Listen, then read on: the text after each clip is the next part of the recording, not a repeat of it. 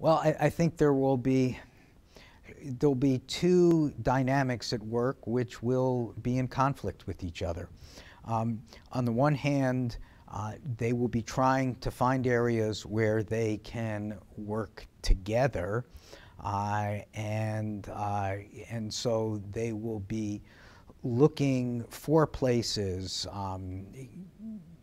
taxes, property taxes, perhaps education, budgetary issues where they can, the environment perhaps, where they can find some common ground and get some things to Governor Branstad to sign so that they can actually do things. And they'll have to obviously fashion a budget together.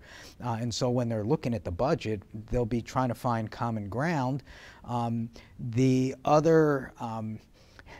The other dynamic, which is at cross purposes, is that it will be both parties trying to lay out positions which are supported by their respective bases, which will not be grounds for compromise. They will be grounds for public fighting and dissension, and each side making claims about the other side.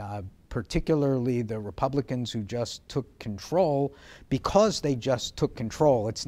This is not something that would be different if it was the Democrats who just took control. This is just the nature of the way it works. But when you've just taken control, you think the public is supporting you to make changes in all kinds of areas, you're going to want to push those areas quite strongly, and some of that will lead to tension because they don't have control of the state Senate, and so it's not going to get very far.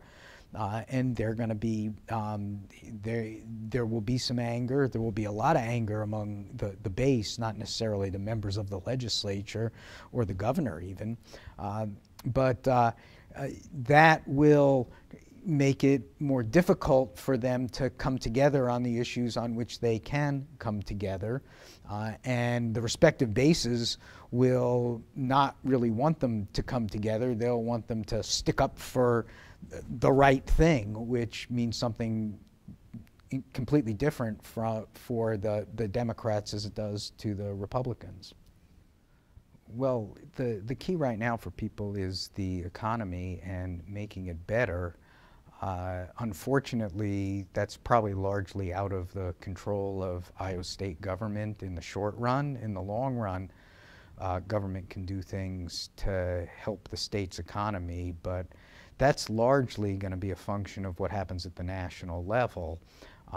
Although they will want to pay attention to it, they will want to be talking about it, they will want to have initiatives that might have some impact down the road, but there's very little that any state government can do in the near future, in 6 months or whatever, to have a major impact on the economy.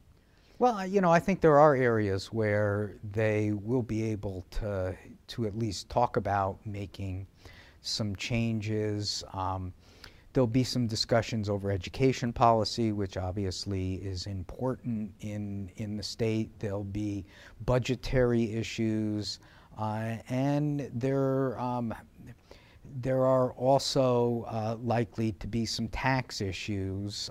Whenever you're talking about a budget and we're talking about revenues, I think there's not going to be a desire to raise taxes in any way, but if we're going to face revenue shortfalls, and we may try to look at ways to change the tax code without raising taxes that might raise revenues. And you might be able to get some bipartisan activity on those kinds of things. And as I said just a moment ago, education, obviously, there's both state spending on education, but also state mandates.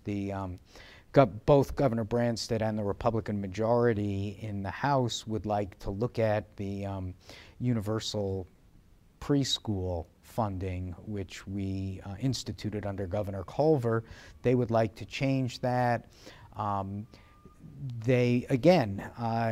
that will partly depend upon what the Democrats, who have a narrow majority but a majority in the state Senate, are willing to negotiate. They might make some changes to the program.